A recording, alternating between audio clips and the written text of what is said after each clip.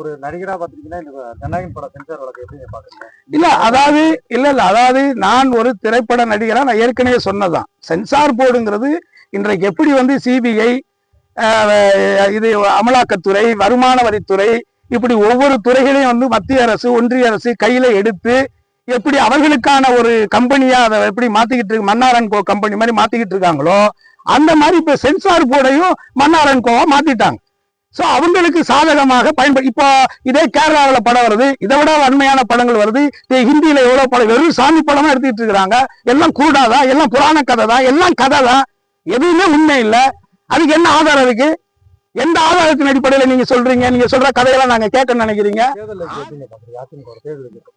பழைய சொரக்கா தானுங்க, இதுல என்ன புதுசா இருக்கு? சட்டியில இருந்தா தானே ஆப்பையில வரும்.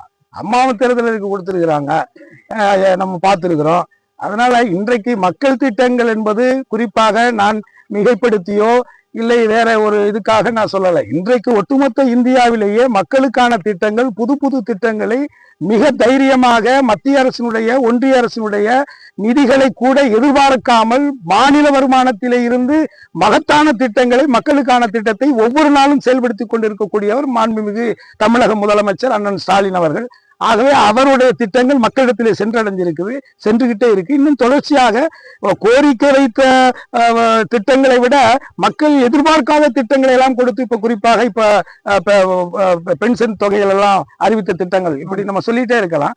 சோ அந்த விதத்துல வந்து மாண்புமிகு தமிழக முதல்வருடைய திட்டங்கள் வந்து மக்களிடத்தில் மிக வரவேற்பெற்று இருக்கிறது.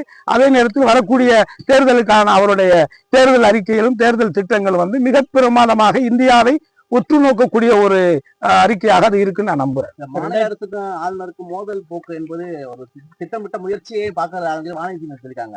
அது வேணும்னு உருவாக்குறாங்க அப்படின்றாங்க. இல்ல, அது அவங்களுடைய பார்வையில சொல்றாங்க. ஏன்னா அவங்கள உருவாக்கணுங்க வேற ஒருத்தவங்க தானே. இப்போ அவங்க நேரடியா பிஜேபியில நின்று பிஜேபி ஓட்டை மட்டும் வாங்கி ஜெயிச்சிருந்தாங்கன்னா அவங்க பேசுறதை நம்ம கணக்குல எடுத்துக்கலாம்.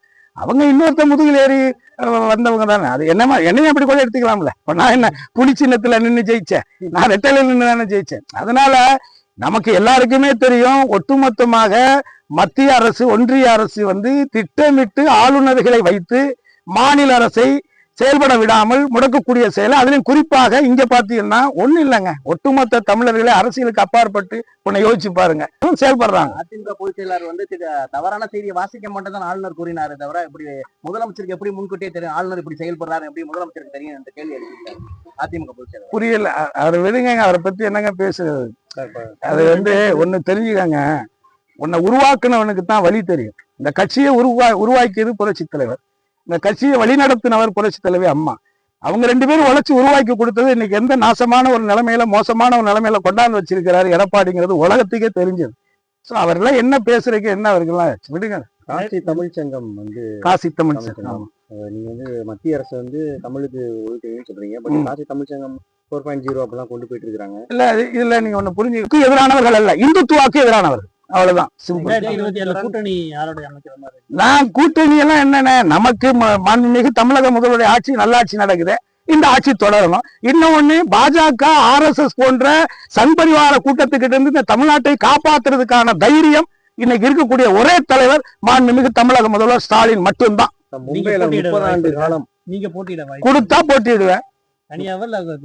நான் டிஎன்ஏ கூட நான் போன முறையே பாராளுமன்ற தேர்தலில் நான் கூட்டணியை வச்சு நான் வந்து தென் மாவட்டம் முழுக்க நான் வந்து எதுக்காகனா, இந்த RSS சித்தாந்தம், இந்த சங்பரிவார சித்தாந்தம், இந்த பார்ப்பன சித்தாந்தம், இந்த ஆரிய சித்தாந்தம் தமிழ்நாட்டில் எந்த காலத்திலையும் மதத்தின் ரீதியாக மக்களை பிளவுபடுத்தக்கூடிய இந்த தீய சக்திகளுக்கு தமிழகத்தில் இடம் கொடுக்க கூடாது அப்படிங்கிற உயர்ந்த எண்ணத்துலதான் நான் உங்களுக்கு பணியாற்றினேன். அது தொடரும். வந்து தொடர்ந்து 2 முறை சிபிஐக்கு விசாரணைக்கு போயிருக்காரு. இது வந்து அழுத்தம் கொடுத்து அவரை கூட்டணி கொண்டு வரக்கூடிய முயற்சியா சொல்றாங்க. அது அவரைத்தான் கேட்கணும். ஏன்னா அவர் தான் சொல்லணும்.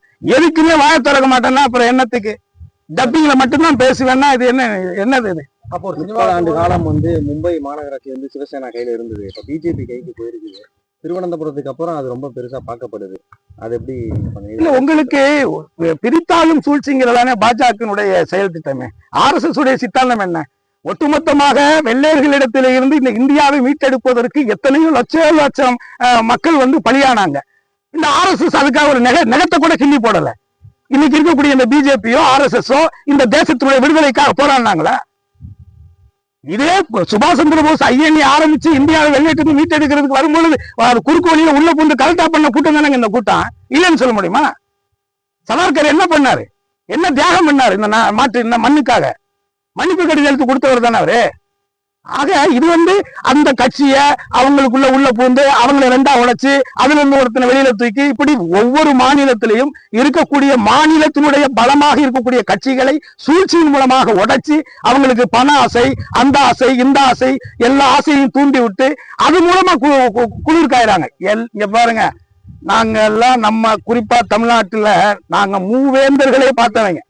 மூவேந்தர்கள் ஆட்சிக்கு கீழே எல்லாம் நாங்க வாழ்ந்திருக்கிறோம்.